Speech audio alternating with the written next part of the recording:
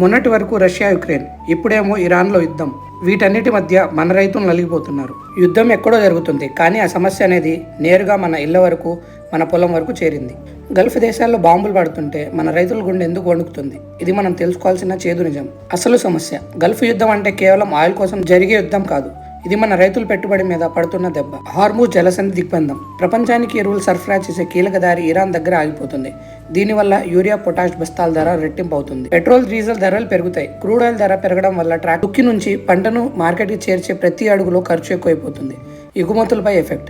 Gulf దేశాలకి వెళ్లాల్సిన మన బియ్యం, పండ్లు, కూరగాయలు వెళ్లాల్సిన షిప్పులు మధ్యలోనే ఆగిపోతాయి. దీనివల్ల మనం పండించిన దానికి రేట్లు తగ్గిపోతాయి, డిమాండ్ కూడా చాలా వరకు తగ్గిపోతుంది. వీటన్నిటి మధ్య మన రైతు సోదరులు దిక్కుదోచని పరిస్థితుల్లో ఉన్నారు. దేశాల మధ్య ఆధిపత్య పోరులో ఏ పాపం తెలియని మన అన్నదాతలు బలైపోతున్నారు.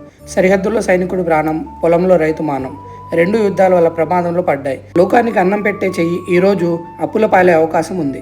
ఈ యుద్ధాలు ఆగాలి, మన రైతుల కష్టాలు తీరాలి. ఈ పరిస్థితిపై ప్రభుత్వం తక్షణం స్పందించాలి. రైతులకు ఎరువుల సబ్సిడీలు పెంచాలి. రైతుల గొంతుగా మారదాం. ఈ వీడియోని అందరికి షేర్ చేద్దాం. వీడియో నచ్చినట్లయితే ఛానల్ సబ్స్క్రైబ్ చేయండి. రోజువారీ సమయంలో 2 నుంచి 3 నిమిషాలు నాకు ఇస్తే కనుక కొత్త విషయంతో ముందుకు వస్తాను. ధన్యవాదములు.